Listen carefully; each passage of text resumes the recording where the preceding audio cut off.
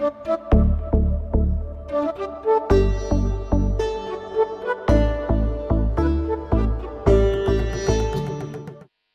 me start by saying that this is going to be an amazing session because it's going to belie some of your expectations.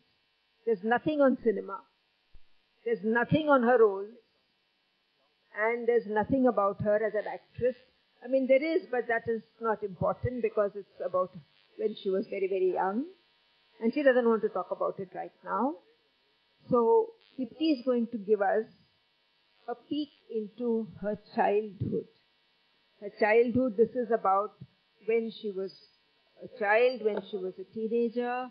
And out of these memories, I don't know how you manage it, Deepti, out of these very detailed, they are like little small Japanese paintings, the scenes you create. Out of this series of memories, you have brought out a book that is a literary creation. It's not just talk, it's not fluff. There is the art of writing, the craft of writing, and memories that a lot of people of my age group, her age group, I can see some of you in the audience, it will resonate with you. So let's begin. Deepti, do you want to start with a little bit of a reading so that we get an idea of the literary quality of the book? And thank you all. It's a pleasure to be here.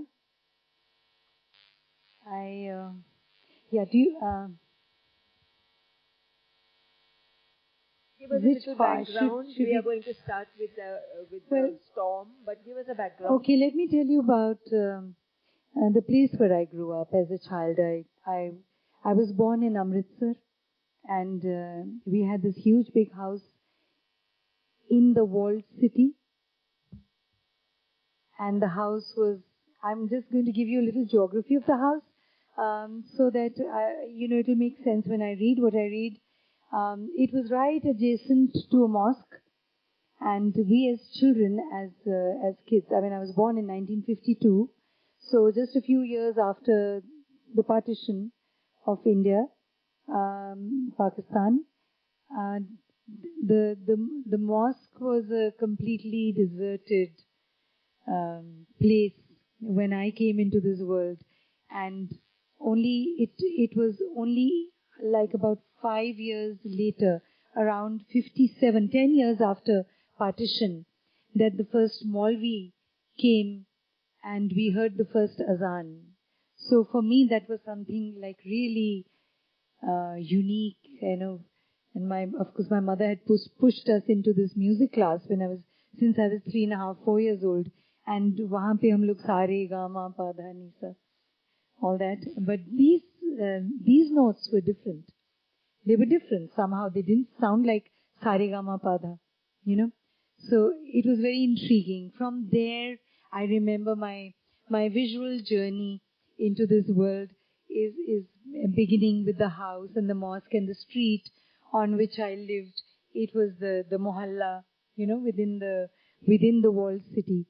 So there were these.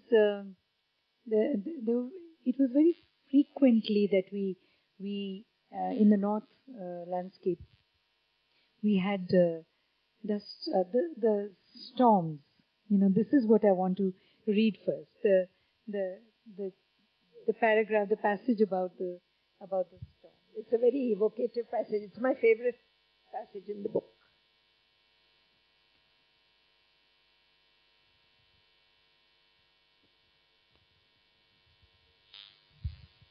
So I'm going to read a bit till, this will give you an idea. Please don't be so quiet. I need a feedback. A storm is brewing. A tin sheet rumbles in the wind. Dark clouds roll over. Everyone runs to their terraces, rolls up mattresses and pulls them under cover. There's the scent of rain on earth. These are the images, sounds, smells I so remember like it was yesterday. Neri aayi. Neri is andheri. Neri Ai was such a thrilling soundtrack during those days when we lived in a country called childhood. What fascinated me most about the landscape of Punjab were the dust storms. I found them exciting, filled with mystery, creating a sensory experience that was hard to match. I loved the Neri, and I'd actually wait for it, almost certain that it would be followed by a torrid downpour of rain. They provided the element of drama to our everyday lives. Except for the grit that got into my eyes, experiencing a dust storm was thrilling, not least for the way in which it transformed the landscape.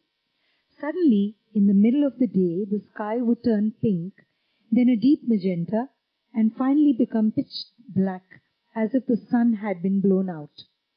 My eyes would brighten each time there was another ripple in the air, and the wind started to howl. Black clouds rolled over the city, turning day into night, and yellow bulbs blinked to life, lighting up the streets. One particular dust storm, when I was around 10, is etched in my memory. I am on the terrace, enthralled by the spectacle that is beginning to unfold. I see Jeet pulling off the clothes, flapping on the clothesline, her expression dark and inward. I hear a sharp crack of a whip, then a low hostile rumble, constant and unnerving. A stray kite caught in the electric wires starts to flutter. The sky reddens. The wind picks up, turns into a squall. Rickshaw pullers scramble about in the dust-stormed streets. Scraps of paper whirl and tumble madly in the thickened air. I hear Mama's voice loud and clear. "Deepti, come down at once." Why? Why did I have to go down when life was happening up here? I stay up on the terrace, on the Barsati, watching everything, and I wait. Brief gusts of wind move things around in the world. The tin sheets on the Barsati begin to rattle. A rat-tat-tat hammering provides a steady beat to everything else that is going on. The bedsheet on Didi's cot swells up in slow motion, then abruptly folds up and turns over itself. The table lamp beside Pitaji's bed sways and rolls over onto the floor. Spreading outward from the horizon, the sky, for as far as I can see, is an expanse of pink. I look across to the mosque. Beneath the dome, I see serried ranks of pigeons squeeze into themselves and wait, their feathers rising and falling in the wind. They huddle together. From the tumult all around, they know something is about to happen. Another image slowly comes into focus. The sky clouds over as Didi and I wobble up and down the gully. She's teaching me how to ride a bicycle. She holds the bike firmly while I try to mount it. A little boy comes wheelbarrowing and I fall.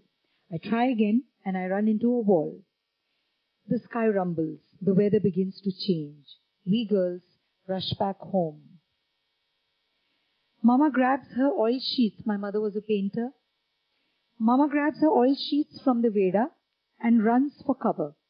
"Bachad aan wali hai, it's going to rain," says Pitaji. That word sends a ripple down my spine. Bachad, the first shower the monsoon wind whips in. The rains come to Amritsar in July for 15 days, beating down like Mastana's wedding band.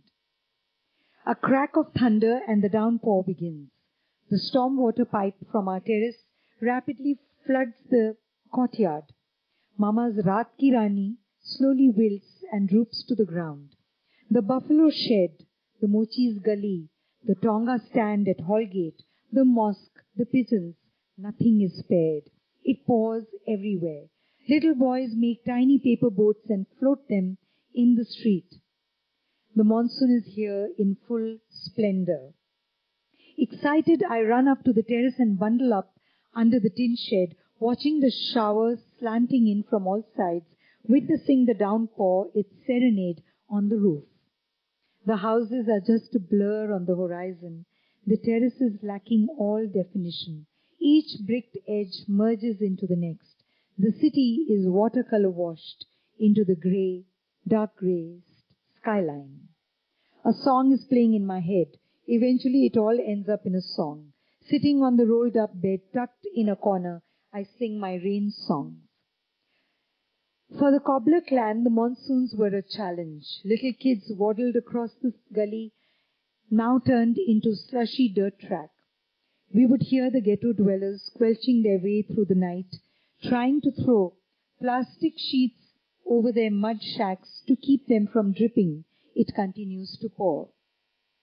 Later, when the rain abated, little crawlies came out of the ground, creating squiggly burrows in the mud, etching the sodden earth with their languorous trail. We kids would sprinkle salt on an earthworm and watch it wriggle and coil into itself. As children, we could be innocently cruel. Monsoons, for all their hold on me, also brought destruction in their wake. There was a flood the city remembers, the flood of 1955. The Bhakra Dam near Ropar had broken, and there was devastation everywhere. It was the time when Bhandari Bridge was under construction, and the walled city was completely immersed in thick, muddy water. People hung on to electric poles to save their lives. According to the Amritsaris, people from Amritsar, water was coming in from outside of Hall Gate and rushing towards Lahore at great speed, the speed of a train. Now here's the part that is my personal memory after this. One monsoon, our street got flooded. No, I'm going to skip this one and go to, Okay, I'll read. One monsoon, the street got flooded. 3 days it had rained incessantly, and finally when it subsided, a sound kept me up till late. It was Lala, wading through the water-clogged street, his Baisakhi, a muted tick, his limp foot trailing behind like a tired oar, and Lala was singing. He was one of the Mochi boys, about 13 years old. The next afternoon, as I'm sitting in the green room is my study, which was painted green, so I used to call it green room. The next afternoon, as I'm sitting in the green room, trying to do my homework, something in the street distracts me. I come and stand in the balcony and watch the flooded street below. I know there's a big khadda, a pothole, in the middle of the road, now invisible in the knee-deep water. Just then a rickshaw comes wading through the street, fully wrapped in gaudy film posters, ferrying a man with Mastana loudspeakers announcing the next release in town. Oh no, no, no, no, and it hits the khadda. The loudspeaker wala is thrown from his seat and plonks into the water. A huge splash, and his Mastana tweeters wash away with the flow. Little urchins splosh their limbs about in the muddy waterway, slapping each other, laughing crazily, chasing the yellow-green tweeters floating towards Hall Bazaar. One of my most splendid monsoon nights came to me in the shape of a newborn calf that Charlie gave birth to. Now Charlie, there was a buffalo shed right across the house, right in front, next to the mosque and just in front of our gate, and I had names for all the buffaloes. From as I was a child, I would have, there was Brownie, there was Charlie, there was Gango, Bhuri, names like that. Late that night, there was a banging on the phatak and a voice called out, "Come, Shani's buffalo is giving birth." Excited, we wriggled out of bed. Mama grabbed umbrellas and covered us in plastic hoods. The lights had gone out and it was raining heavily. We splashed across the gully and lined up at Shani's slushy tin shed. There was Raj Auntie, Krishna, and some mochi kids wrapped in gunny bags.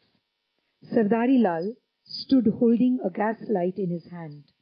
In the dimly lit night, we all stood waiting for the moment to happen. With rain pouring down and the lights flickering, it was a long stretched out moment when we witnessed a little calf come into this world, his glassy black skin shimmering in the yellow kerosene lamp.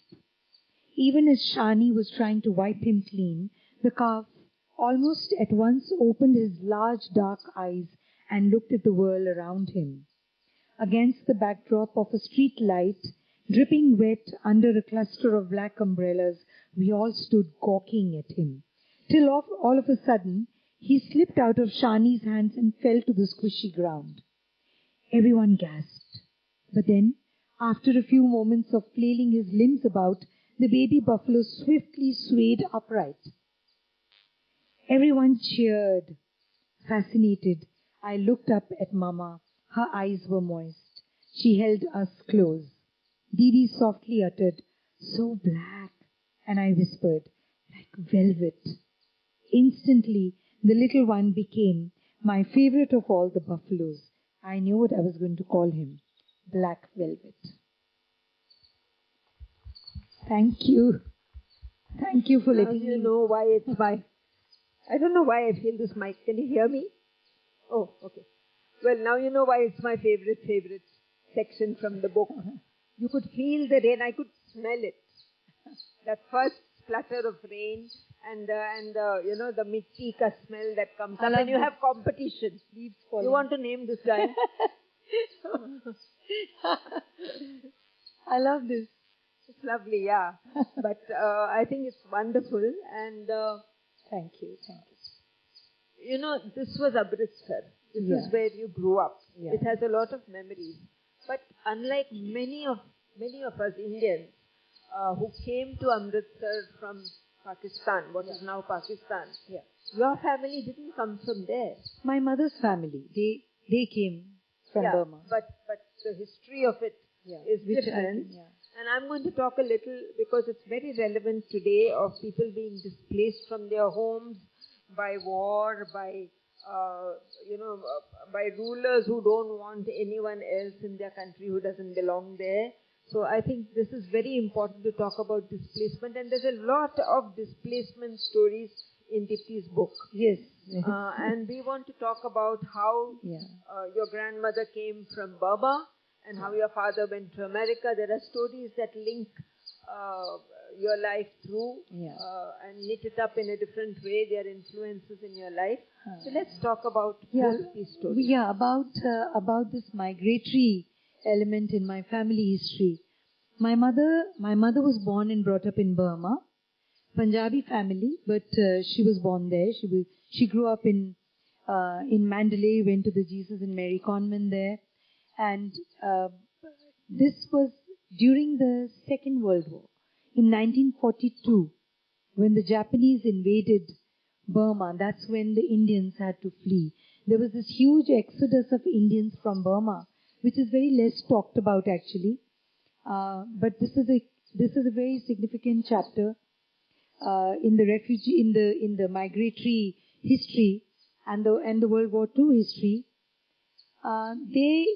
They were, when the Japanese invaded, and the bombardment started in Rangoon, Mandalay was the next target, and people knew that they had to leave everything and they just save their lives and just get away. They had to flee. So there was, the family tried to go away by, they didn't have enough money. There were like 17 or 18 family members. There was not enough money to fly everybody to Calcutta and then get to Punjab. But they thought the steamer. But as my uncle, one of my oldest Mamaji, he was sent to Rangoon to buy tickets for the steamer. But he heard that the last ship that sailed out towards into the Bay of Bengal was torpedoed by the Japanese. So there was no way. So the harbor was shut down. So they had to walk. They had to walk across the Assam hills and Nagaland and Mizoram. They had to walk across these areas to come to India. And incidentally, when my family, my parents, my sister and my younger brother, when we all moved to America and I joined college there, the first essay I wrote was about my grandmother refusing to leave her gramophone behind. And she said, I can leave everything else behind, my nani. she said, I can leave everything else, but I'm not going to go without my gramophone. So that story called Little Woman and the Gramophone is about... You must tell them. It's called Little Woman and the Gramophone. They said, Mummy, I used to call her Badi Mummy. So everybody said to her that, leave it, you can't. I mean, we just have to save our lives now. We just have to get away from the house as quickly as possible. But she said, I'm not going to go without the gramophone. So she carried it. She physically carried it. She insisted on bringing it. She said, tied to my back or something like that. And of course, there were coolies. There were her boys were there. So they must have helped her and all that. But she didn't trust the gramophone with anybody else, thinking that they will make an excuse. Pahadi ke niche gir gaya, kuch ho gaya, chhodna pada. So she made sure that she had it on her.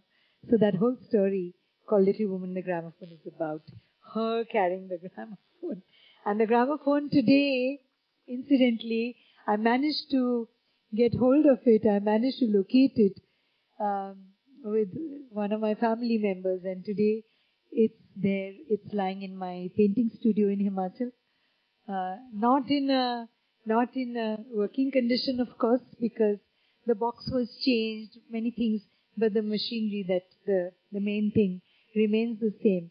I was told, I was in Calcutta last week or 10 days ago, and I was told, somebody said, do you know where you can get it fixed? Here in Calcutta.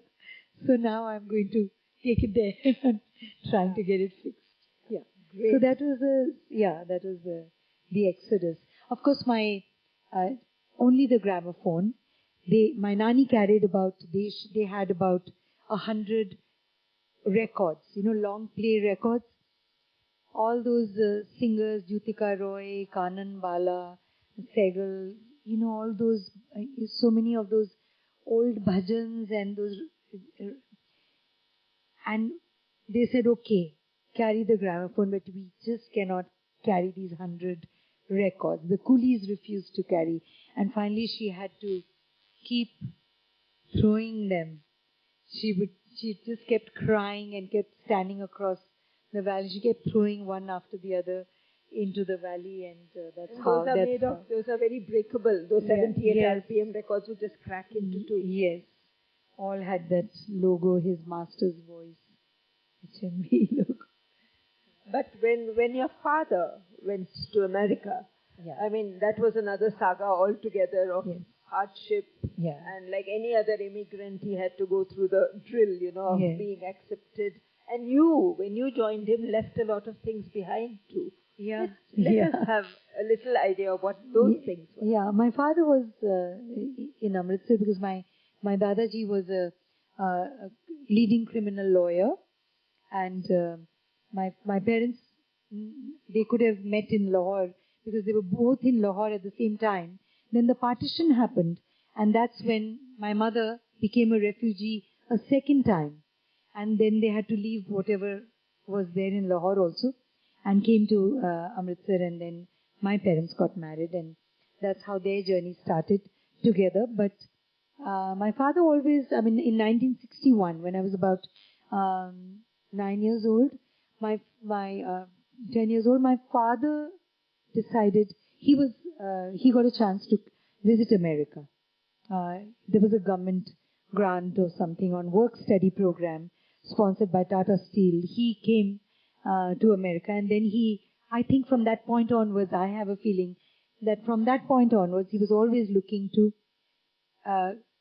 like he likes to put it, give better opportunity to his children. So he finally migrated to the US, and we all went to New York. And you want me to talk about it? This is now when I was 18. Okay? Now she wants me to jump to the end of the book and read something, which I will. It's a very sweet story, and anyone who's 18 or in that age group of 16 to 21, they will know exactly what she's saying. Yeah, I'll read a little bit from Yeah. So this is towards the end of my book.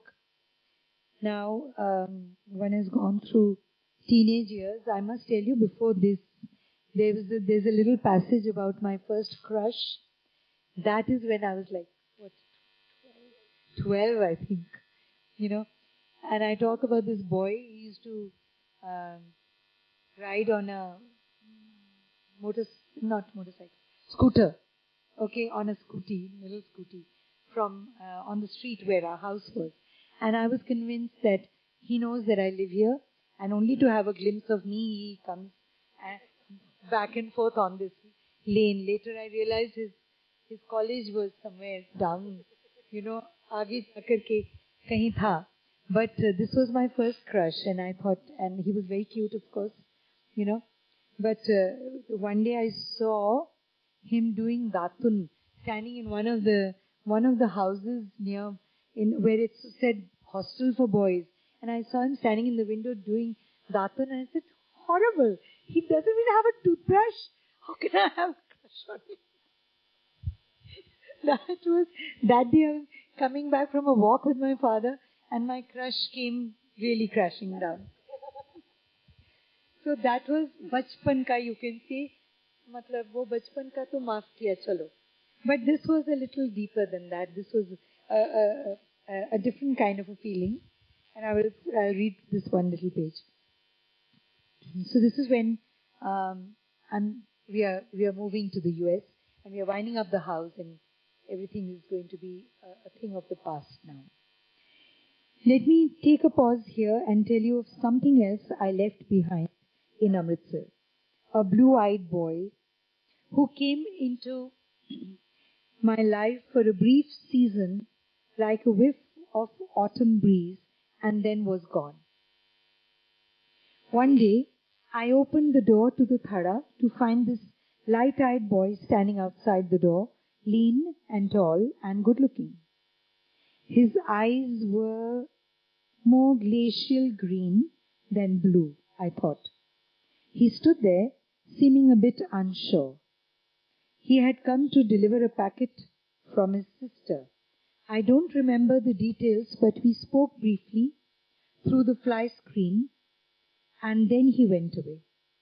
I like to believe that as we set eyes on each other, somewhere far out a bell chimed.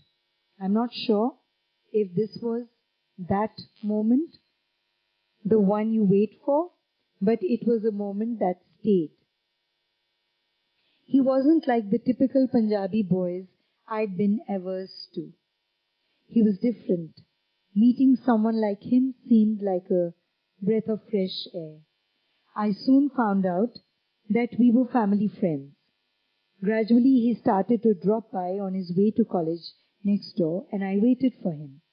Whenever he'd come, I'd make coffee, the kind you whip up in a cup, to a thick white froth, and then we would sit down and talk.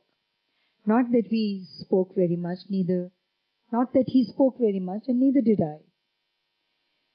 He was the shy, quiet, intense type, the kind I always imagined I'd meet someday. It wasn't like the filmy on-screen romance at all. It seemed like the sound of a river coming from deep beneath the frozen ice bed, something pure, untouched. It was autumn time. We both loved getting out in the open. I'd sit on his bicycle and we'd ride off towards the old airport road. In my mind, that was the most romantic thing I'd so far done. Sitting on the front of his bicycle, riding along the empty road with green fields on either side. I remember going to his country farm once, where I sat under the shade of the kikkar trees, gazing at the dappled sunlight. Could the feeling have grown? I didn't stay long enough to find out. When our ways parted, I regretted that we didn't get to hold hands.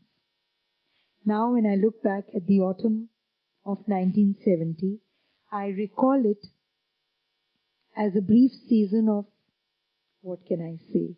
He was 18 and I was 18, and we were this close to falling in love.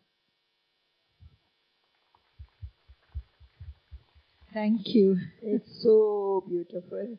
You know, to say something so tender in such few words, it's amazing. It's amazing.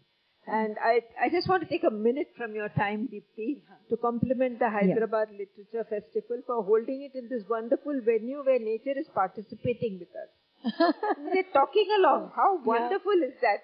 Leaves are falling, a bird is singing. I mean, what else can you ask? My book is also full of It's wonderful. nature. Yes, it goes completely with a country called childhood, a country called literature. Lovely. Anyway, now we're going to do something more that I think films have always been an influence in our lives. Growing up, we have all watched films and seen stars in our eyes as we look at the stars. I can see it happening today when Deepti walks through. So I'm going to ask you, Deepti, about the influences in your life that cinema had and cinema stars had and actors had. Well, going back to childhood, right? Yeah. I think it all starts. It all starts very early when you're a kid. You know how it is in India. Cinema was the only thing.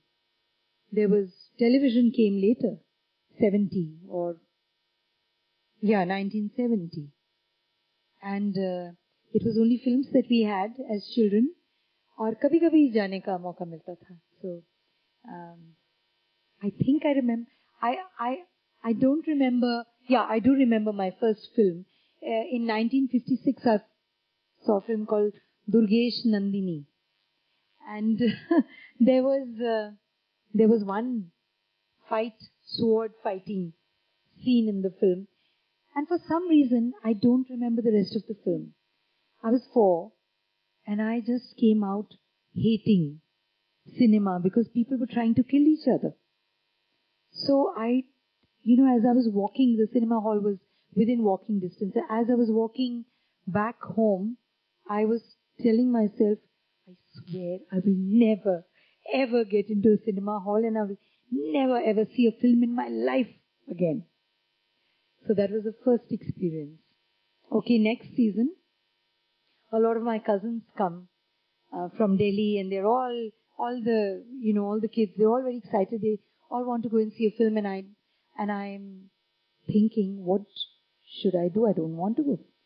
So Mama, dressed me up and I was, sort of sent with the rest of the kids.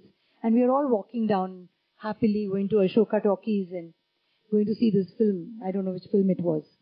But I decided to pretend that I have this massive stomachache and I'm making this face in front of my mother and saying, I cannot walk another one step, Mama. I can't walk. Mama said, oh my God, you poor, you. So she sent my Sardi, my nanny. She sent her to take me back home. So I happily came back. Don't have to watch another movie. I came back and then after some time when my cousins came back, they were all singing, dancing, frolicking and I thought, what happened here? And they said that they've seen a Shami Kapoor film and there was all these songs and dances. It was so much fun. And I thought, oh my God, I did this whole act of a stomachache and I missed out on seeing a Shami Kapoor film and it has made them so happy. So I said, I will never ever do any acting again.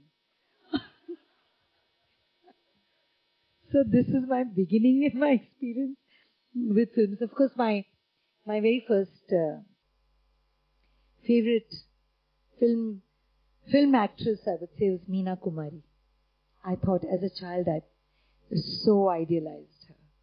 I was all, like gooey-eyed when I would watch her on the big screen. And she seemed like somebody, like perfect woman, something. I mean, of course, she was, she was always very intense, sad, mostly, but she was so, she seemed so believable to me. That was my first, if you say, if you idealize anybody in Hindi cinema, for me it was Meena Kumari. Of course, later it changed. By the time I was about 1963, I was 11 years old, and my father knew that I was interested in drama, I had a thing for the arts, so he brought tickets for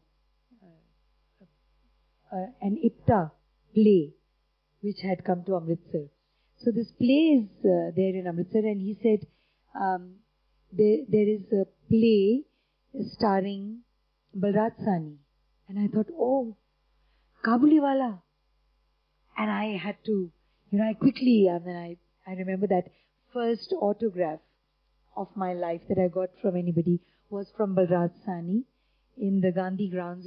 I went with Pitaji, and we saw the play. I don't remember much of the play because I could hardly see. There were all these tall jats, standing in front of me. I was like little in the back trying to get a glimpse. But I managed, at the end of the play, I managed to get that autograph of Balraj Sahni. And I think it was during that time, because I used to go to a Catholic school. It was the Sacred Heart Convent in Amritsar. I was also very fascinated with nuns who were very strict, but my fascination nevertheless, was intact for nuns. I would wait for the winter to come, because that day when they would appear suddenly one day from all white to all black. That was such a day, It was so dramatic, and I loved everything dramatic. So I thought, so drama was ingrained, in my head. Things that had a dramatic impact stayed with me, So I thought, so when I grow up, I'm going to become an actress. This is after Balraj Sahni. And if that doesn't happen by any chance, I will become a nun. So those were the two. Uske baad, of course, when we got into our teens, cinema, you ran away from college. Till school, we could see movies only on weekends with other friends. We were allowed to go with friends. We didn't have to be accompanied by Mama or Pitaji anymore. We could see movies, Group of girls would go and go saptah. And then in college, so we were hardly in college. We were in the cinema hall, morning show, afternoon show, we were there. So there were a lot of favorites. To add that right here in this city, from Nizam College, we would all go and watch films too. Yeah. Only go back for English class. Yeah. Yeah, so that's universal with all girls and boys growing up in Indian cities. Everybody has run away from classes, bunked classes. But you ran away beyond going to see a movie. You ran away from home. No. Yeah, but that's because, the movies those days, of course, as I became a teenager, it was very frivolous. One weekend, it was Sadhana, next it was Sharmila Tagore, then it was somebody else. I kept switching my loyalties, but I stayed, with Sadhana for a long time, because I saw all those films, from starting with Asli Nakli to Wo Kaun Thi. Wo Kaun Thi, so we were like, all the girls were so smitten with Sadhana. We all wanted to be a Sadhana. That's what we wanted to be. We wanted to be exactly look like her, with those tight kameezes with those churidars, and I also got a white churidar done like hers, in Arzu, with that lace ka, upar ka jo cloak type of thing, which she wears when she sings Bedardi Balma. Something in Kashmir. So much of the shootings used to happen in Kashmir. So many songs would be picturized in Kashmir. So along with the Sharmila Tagore's and Sadhana's of Hindi cinema, I was also pretty taken up. I was living in the walled city with the Mochi Mohalla in the back. All these shopkeepers, koi darzi hai, koi machine wala hai, koi kuch hai, samne tabela hai, all that. And suddenly, there came a time when I thought, this is not where a girl like me should be growing up. I should be living in Kashmir. And I ran away from home. I actually took a train and I ventured out I wanted to see Kashmir. But of course, I didn't get very far, because an hour and a half you reach Pathankot. That's where I was caught. And they said, where do you think you're going? And I said, I'm taking a bus to Kashmir. They said, koi bus nahi jati raat ke time. Come on, into the ladies' waiting room. So my dream remained unfulfilled. So that's the kind of influence cinema has and has had on me, at least. I was quite crazy about films. I promise you, you're not alone. I don't think there's anyone in this audience who's not influenced by cinema and by your work in cinema, but that we're not going to talk about. Should we throw it open? I would love to hear your from the audience, experiences. because I'm sure you're all dying to ask questions. By the way, when I'm talking about my experiences with cinema, when I saw a film of Sharmila Tagore called Anupama, where she doesn't speak a word throughout the movie. I didn't speak for a whole season. My mother was most irritated with me. She wanted to kill me, by the end of it. But I was doing a Sharmila Tagore, from everyone. So that was that. If you didn't speak, I went around with my eyes wide open. Because that's what she does. Looking like a little doe. So I went around looking like a doe, and everybody in college used to say, "Shut up, Sathya, stop it." Great fun. Questions, please, from the audience. Yeah, let's talk about growing up. Right here. Someone please give a mic here, right in front. Is there another mic? You can take my mic. I'm not answering questions. Yeah, you can if you... Thank you. No. It wasn't all the time. Yeah, that of course. Because I was on the terrace. We had this 4-storied, big looming structure called Chandravali House. And we would sleep on the terrace. I slept on the terrace all summers, throughout the summers we would sleep there. Or jab ye andheri aati thi, I would run up to the terrace and I would watch. So, you were able to see. It wasn't that bad. We were not in Rajasthan. It was not a sandstorm. It was a storm, andheri. Lights चली जाती थी. That was the main thing. Yes. आपने बताया कि पिछले जो सारे actors actresses थे उनका बहुत इन्फ्लुएंस था आपके ऊपर. I speak in English. Sorry. I was just telling that you were influenced by so many actors and actresses. Who influenced you to write your book? To write a book? My father. All my childhood, I saw him working on his typewriter. He wrote many short stories. He later, not published. Not published. In fact, I lost most of them. Most of his writing was lost. But in America, he did a book called Striped Zebra, The Immigrant Psyche, which is a major study on the psyche of the immigrant, on the phenomena of migration, why throughout the world. My father was a writer, yeah.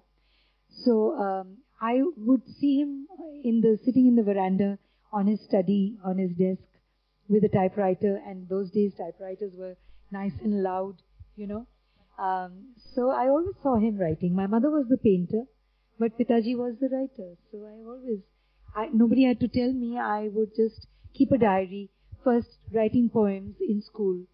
And then, of course, later, like I said, my first essay in college in New York was This Little Woman and the Gramophone. I've been writing poems ever since. And then later, of course, short stories. This is my 4th book, this one, Country Called Childhood. First 2 books were poetry books, Lamha Lamha and Black Wind and Other Poems. 3rd book is a collection of short stories, and this is my memoir. None of them have your father's short stories? No. There are very few short stories which I've been able to retrieve from the house when it was being sold, when it was being demolished actually, because it was falling apart. So 2 or 3 stories I have saved. Yeah. Yes. Okay, let's have a... Ma'am, I just wanted to say that the paragraph you read about the rain and watching it. Hello, Chief. My childhood came probably 30 years after yours, but I remember something so very similar. So I just want to thank you for, writing such an evocative passage that reminded me of, the, late 80s in Hyderabad. A world apart but still so similar. So I just wanted to say that to you. Thank you. Thank you. That's wonderful. Yes. Deepti, I'm curious to know about that 18-year-old second crush of yours. Could you meet? Second was like, I thought I was in love. I thought this was not like the first crush. This was something deeper, but then it lasted only that brief season, like I said. We didn't get to know each other anymore. So did you pen any poem on that? Any poetry? Not on that, but all these experiences, they keep going into your emotional reservoir, and then you keep drawing from it.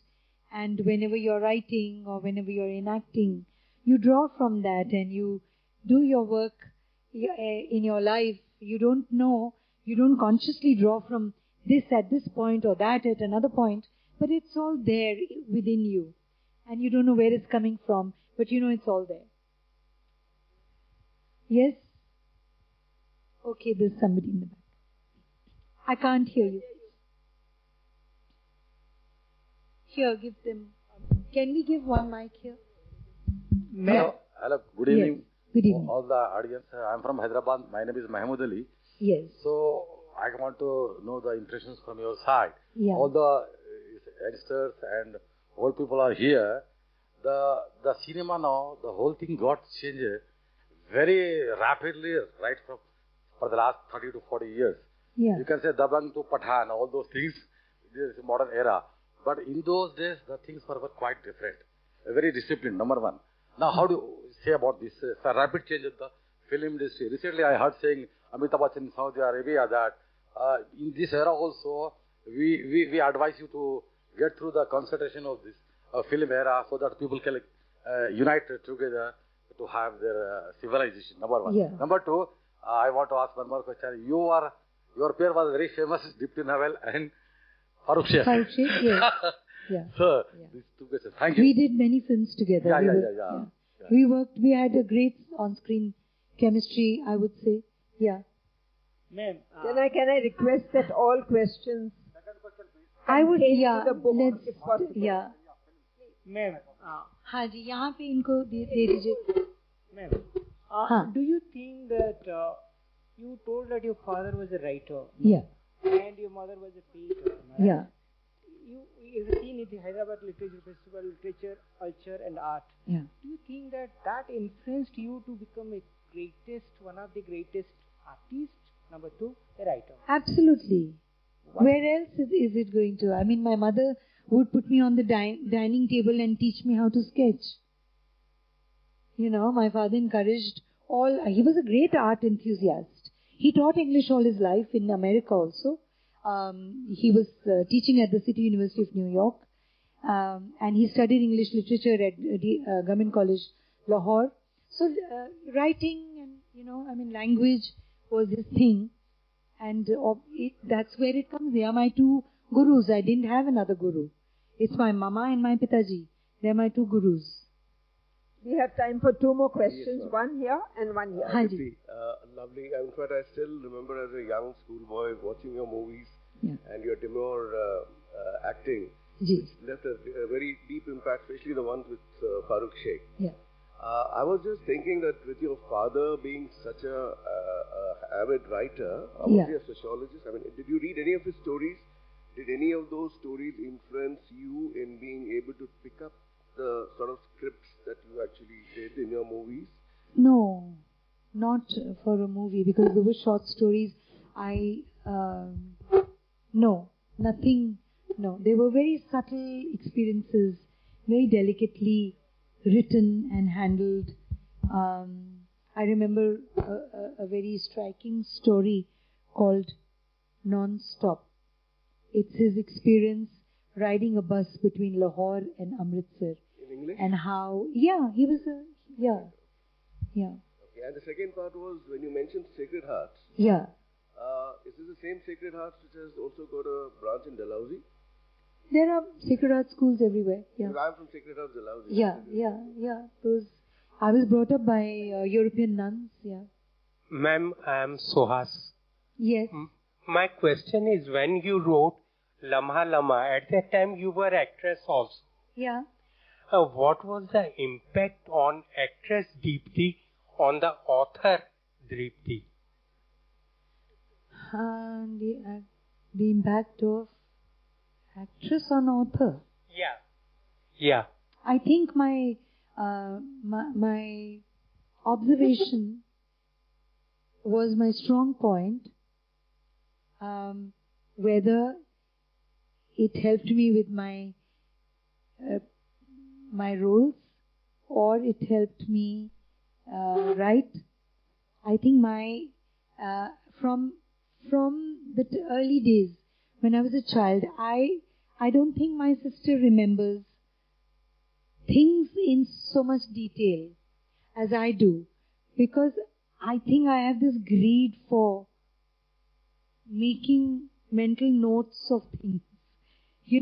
I want to take in everything, and that helps me as an actress as well as a writer. So there's something within me that helps both these art forms, both these mediums of expression that I have.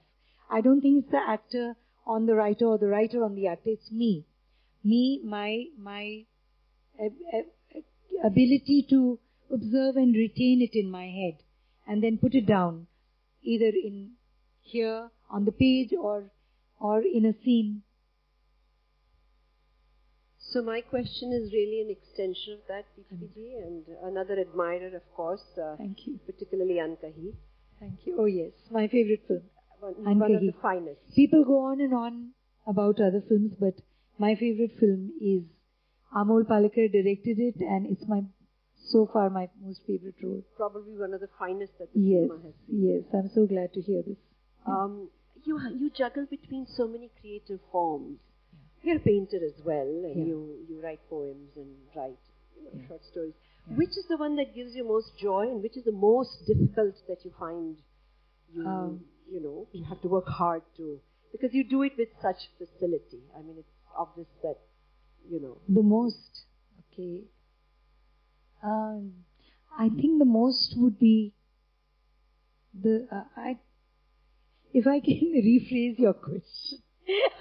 Please go ahead. Please do. I would like to say that the closest to me is writing, because there I'm expressing myself, what Deepti has to say, not what Neha of Chashme Badur or Sadhvi of Panchvati or Sandhya of another movie, or So those are characters that I play, and if I'm able to play them well, then that's how people remember.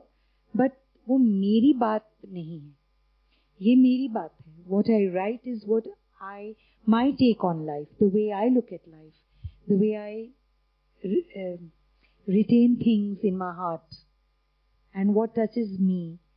So it's one-to-one with the reader or through writing. It can't be through acting. Painting, yes, it's I love painting, but I think it's the closest. If you say "Kaun hai Deepti Naval," so it's through writing. Wonderful. Yeah. So on that note, thank you so much. Thank you, audience. Thank you, Sathya. Thank you. Thanks all of you. Thank you. Wonderful.